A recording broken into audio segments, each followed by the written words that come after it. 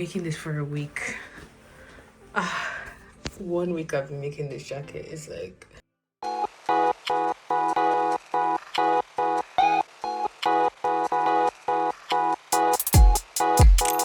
Hello K-Divas and welcome back to the channel. My name is Priscilla. I'm a Nigerian women's-wear designer based in the UK. This tutorial is a follow-up to a project where I ask AI to design the perfect autumn and winter jacket. Now I've split the project into several videos, so it's actually easy for you guys to take it at your own pace, and in this video we're going to be focusing on cutting and stitching all the parts of the jacket together. I would recommend you watch the pattern tutorial before you watch this one. I've also done a separate video where I show you how to make the details like the pocket that sits on the side, as well as the belt that goes around the sleeve and around the waist. So if you wanted to add those details to your own jacket, you know how to do so. If you do enjoy this video, give it a thumbs up. It's going to be split into chapters, so you know exactly where to find a particular point or a particular part of the jacket. Alright, let's get into this. I hope you guys enjoyed this video, and let me know your thoughts, your comments and ideas down below. What piece should we do next in this AI design series? We've done a dress, we've done outerwear, which is a jacket. What should we do next? Should we do trousers? Should we do skirts? Should we do an accessory? Let me know in the comment section down below, and we'll possibly make that happen for the next project in this series. All right, let's get into this. I hope you enjoyed this video, and let's get into sewing.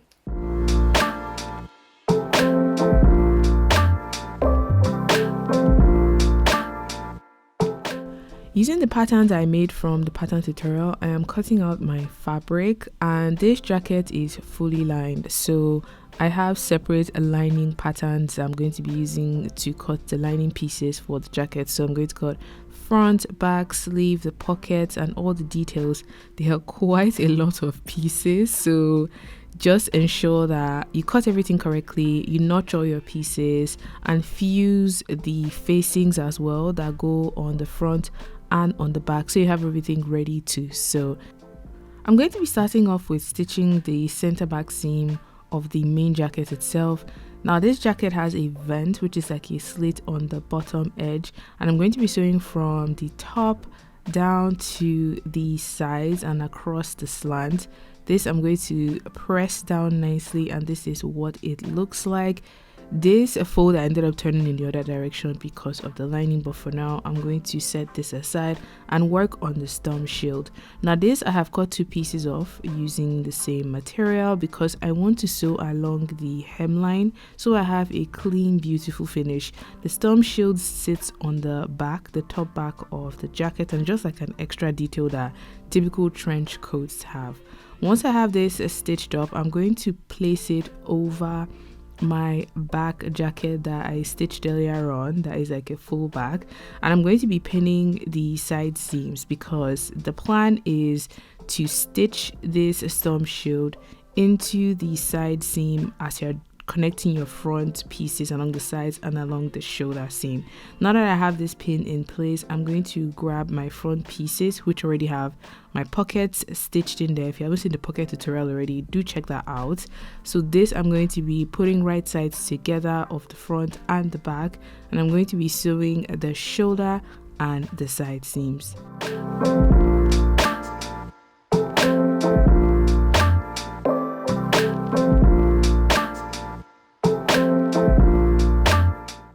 Sewing on a 1 centimeter seam allowance, which is what I added to my pattern, I'm going to be stitching the front and the back of the main jacket together, and this is what everything is looking like. I just put it on my mannequin to check that I'm liking the shape and the overall fit of the jacket. As I mentioned, please check out the pocket tutorial if you haven't seen it already, or you could add any other pocket design that you like to your jacket. This is what the back view of my jacket looks like as well, and I'm going to go ahead to work on the collar. Now this jacket has a Riviere collar which sits into the neckline of the piece, and I have fused on the wrong side, so I'm iron-on interfacing. Now I'm going to put right sides together, and I'm going to be sewing up the center back edges first because I want to have a nice and clean finish there. Once I have that stitched together, I'm going to put right sides facing each other of my collar pieces, and I'm going to be sewing along this bottom squarey edge because that's the edge that would be visible on the jacket. You need to leave the curved top edge open because that's how you turn this inside out, and that's how you would fit it into your jacket. First off, I'm just going in here to trim down the corners, because by trimming this down, when I turn this collar piece inside out and I push those corners out on the right side, I have a sharp corner. I'm also going in here to notch the corners where my stitch stopped, because that would help me when I'm actually sewing the collar into the neckline of my jacket. I went ahead to press my collar piece, and this is what it looks like. Really nice, clean and smooth. And I'm going to set this aside to work on the extension piece that goes on the back neck. This piece is optional, but I found that adding this to a jacket just makes the collar roll a lot more naturally on the body. Now this I'm going to sew on the center back edges. I have a pair each because I want to have 2 sets that I sandwich into the neckline of my jacket. This I'm going to take and I'm going to put center back point to center back point, and I'm going to pin it first because I want to ensure that I have it pinned on the correct places. Once I've done one side, I'm going to take the other piece and then use that on the other side so we don't have a raw seam on that side of the back neckline.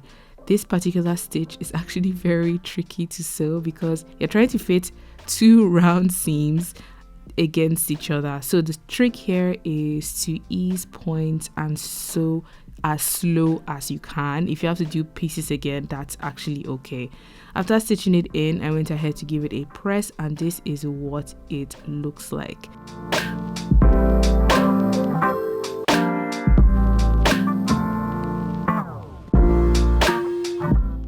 Moving on to the facing, which I've already fused with some interfacing on the wrong side of the material, I'm going to be joining the back and front facings along the shoulder seam. The facing is going to help me to create the fullness of the collar.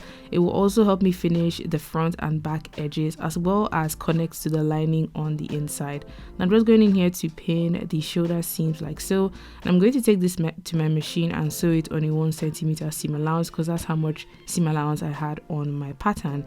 This I have stitched down, I have pressed so it's nice and smooth, and it's time to connect everything together. Now I'm going to start with pinning the Riviere collar to the jacket neckline like this. You want to pin it on the right side of your jacket, and because the collar is kind of like right on both sides, you just choose whichever side you want to go with. Sewing a Riviere collar into a jacket, I honestly think is one of the parts of construction that could make or break your project, because it's very visible on the right side of your piece. So you want to ensure that you pin notches to notches and ease parts as evenly as possible so you don't have a lot of strain happening. Now I'm going to grab the facing piece and I'm going to use it to sandwich the collar along the neckline. So along that back neckline, front neckline, and then down the center front edges, because that's how you're going to finish the center front edges of your jacket. Now I'm going to go in first to sew that entire neckline edge, because I want to do this in chunks so I have a bit of control. After stitching that down, I'm now going to go in to sew the center front edges, which are like the 2 vertical sides on the left and on the right hand side, connecting the lining to the jacket along those edges. It's basically a straight stitch on both sides. So I'm going to take this to my machine, sewing on the 1 centimeter seam allowance as usual. Remember to do my reverse stitch at the beginning and at the end, just to keep everything secure and locked in place. Before I turn this inside out, I'm going to trim down the corners on the top edges where the collar is, because that's going to help the points become a lot sharper if there's less excess fabric there. So this I'm going to turn inside out and press it really nice and flat, because that's going to make, you know, the shape and the points that typical jackets and typical blazers have on the front that make it outerwear. Now this is what the piece looks like. I gave it a press, tried it on to check that it's coming out in the way that I like, and I'm happy I went with a wider lapel, which is what the lower side is called, and then the top side is called the Revere collar. And as you can see from the back of the jacket, that extension piece just made for a much cleaner fold along the back of the jacket. However, if you don't want that, you can skip that step, but it's something that I just wanted to try out for the first time. Moving on to the epaulette, which is a detail that sits on the shoulder seam, another iconic feature of a trench coat. These I have fused with some interfacing because I want it to be really nice and sturdy, and it has this like points on the edges. Now I'm going to sew along the straight edge and along the pointy edge on a 1 centimeter seam allowance with right sides facing each other, and when I get to the end, do my back stitch to secure the piece in place. I'm going to do this for both sets, so the one for the left shoulder and the one for the right shoulder. And before I turn it inside out, I'm going to trim down the corners.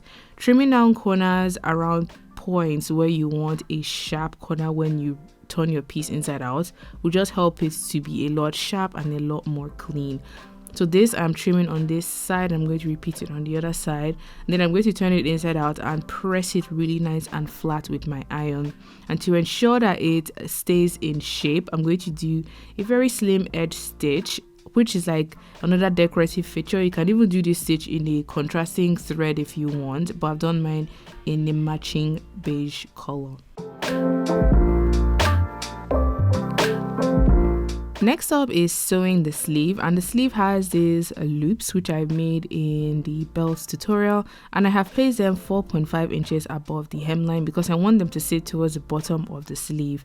Now the plan here is to go in and sew the top edge down first, and after sewing that on like a 1 centimeter seam allowance, I'm going to fold the other edge against itself and then stitch that down to secure the loop nice and tight. I'm going to repeat this for all of the loops, and I even went back in on the bottom edge to stitch over it so it just keeps everything nice and flat.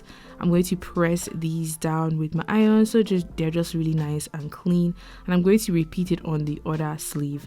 Once I have the loops in there, I'm going to go ahead to sew the side seam so I have a full sleeve joined and ready to be connected to the armhole of my jacket. Now I'm going to take this sleeve and I'm actually going to pass it into the open armhole in such a way that I can connect side seam to side seam, sleeve head to sleeve head, front and back to their corresponding areas so everything is correct.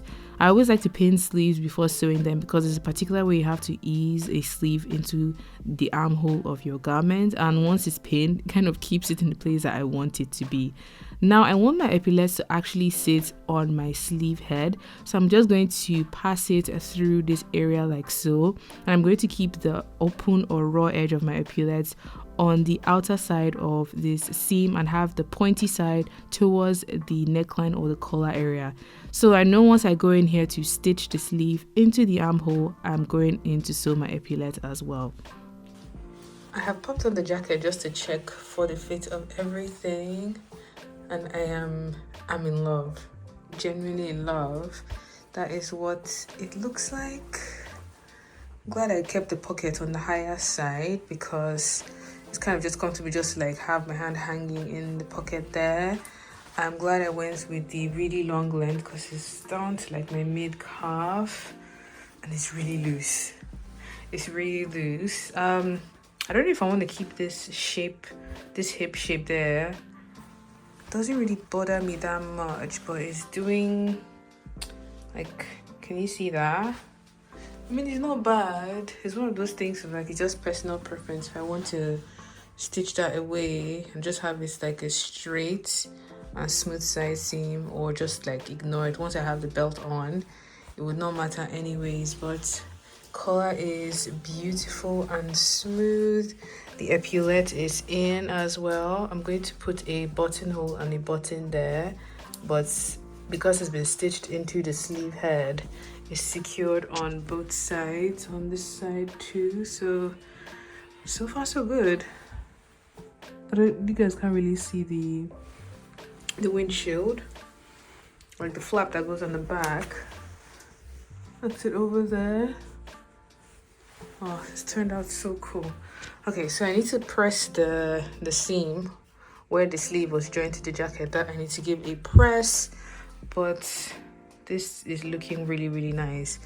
A few more steps just to finish this up. I need to first off sew the lining, so like the lining for the main jacket, the lining for the sleeve, connect everything together. And because the jacket has a vent on the back, which is like that slit, there is a specific way that I need to finish the lining so the lining connects correctly to the main jacket. But this is so cute. This is actually really pretty. Wow, I've been making this for a week. 1 week I've been making this jacket. It's like I just want to get it done today so I can get this video up by the weekend on the channel. So you guys have been so patient with me, but it's looking like we're reaching the end. Praise the Lord.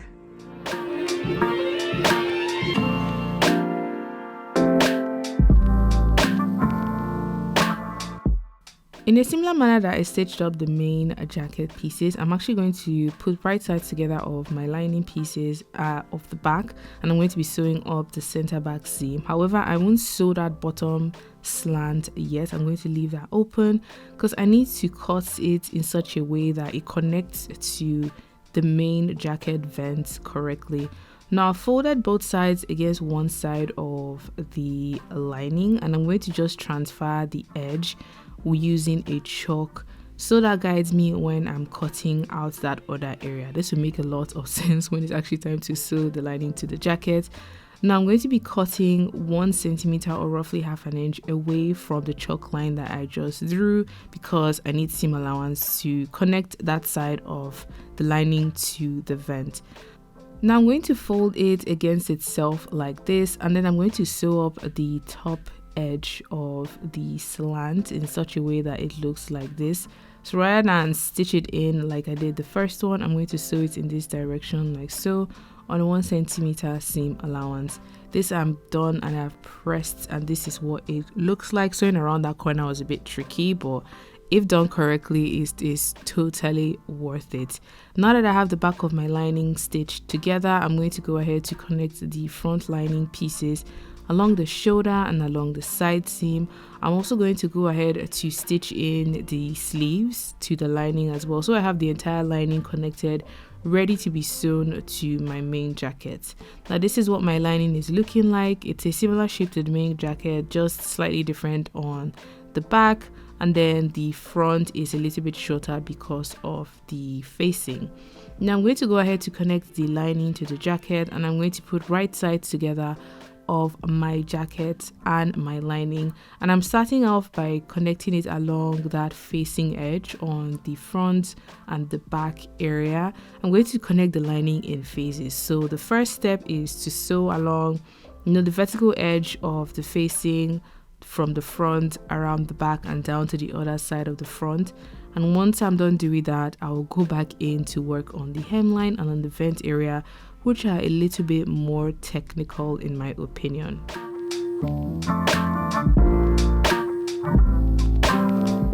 The next step now is to go to the hemline of the main jacket, and along the vent areas on the side to the left, I'm going to be sewing horizontally by about 2 to 3 centimeters and vertically on the other side. This is going to allow me to connect the vent correctly to the lining of the jacket. Now I'm going to push the corner through, the corner that I stitched horizontally, so I have a beautiful clean finished edge on that side.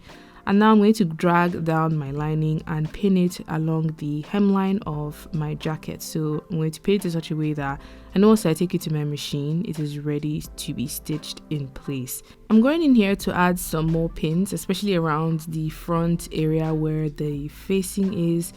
And I am going to ensure that I have this in such a way that I won't be thinking too much when it's time for me to sew. Now the vent area where the lining connects to the main garment, I have pushed it in such a way that I have just the edge of the vent and the edge of the lining, and I'm going to pin them together ready to be sewn. Moving to the other side, I'm going to fold in the corner like I did with the left side, and then pin along the hemline and along the vent edges, so these are ready to be connected together. This particular vent gave me such a headache. I did this part like twice because I kept getting it wrong, and if you don't sew the lining correctly to the vent, it's going to pull the back of your jacket in a way that just looks funny. So I would highly recommend that you sew the lining first, so the bottom side, sew that first, and then when you're sewing your vent, you sew vertically. Don't sew around that corner, that top corner, because if you do that, it makes a very weird pull that I genuinely didn't like on my garments. I ended up doing that like twice because, oh god, it gave me such a headache. So after sewing the bottom lining and the vent, I'm just going in to trim down the corners of my garment before turning it inside out to work on the sleeve hemline.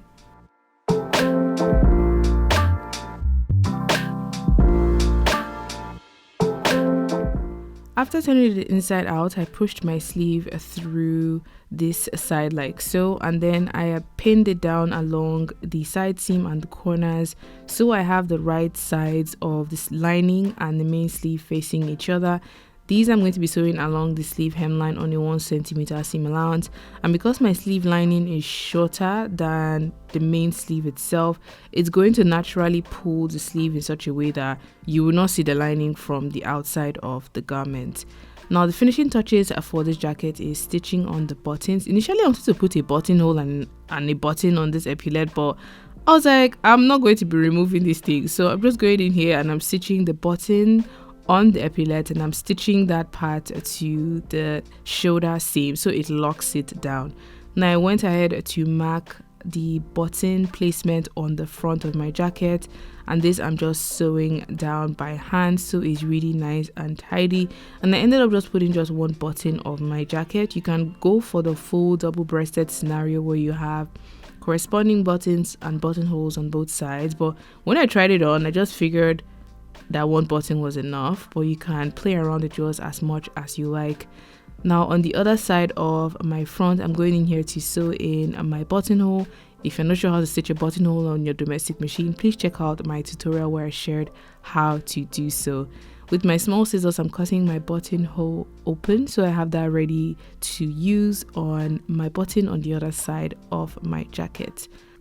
Off camera, I went ahead to make this a slim belt that I have stitched around a smaller buckle, and this I'm going to pass through the loops.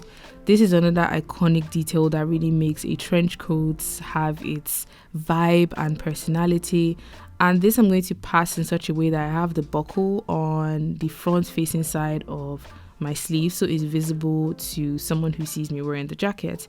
Once I have that passed around, I'm going to loop it around my buckle and then back through the loops so it stays secure on the sleeve. If your buckle has the pin in the middle, you can go ahead to add like an eyelet to ensure that that keeps your belt in place, but once I did mine like this, it was actually fine. So I'm going to repeat the same thing on the other sleeve before going in to hand sew the hem opening that I had left to turn my jacket inside out, and this I am doing so it is not visible even on the inside of the jacket. Once I was done stitching that hem down, I went ahead to give my garment a press to relax all of the stitching, and this is what it looks like all done.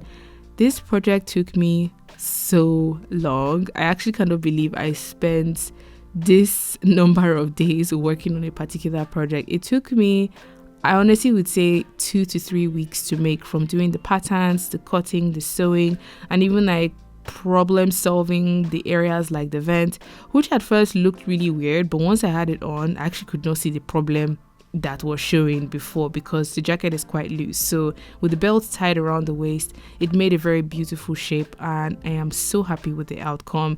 It is my first full-on proper outerwear with all this extra ceremony, and I hope you guys enjoyed coming on this journey with me. If you did, give this video a thumbs up. If you be recreating this, which I encourage you to do because it's a nice sweet challenge and it's so satisfying because you end up with a jacket that you made and fits you the way you like.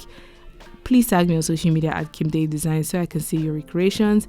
And until my next video, have a good morning, afternoon, and evening wherever you are. Bye.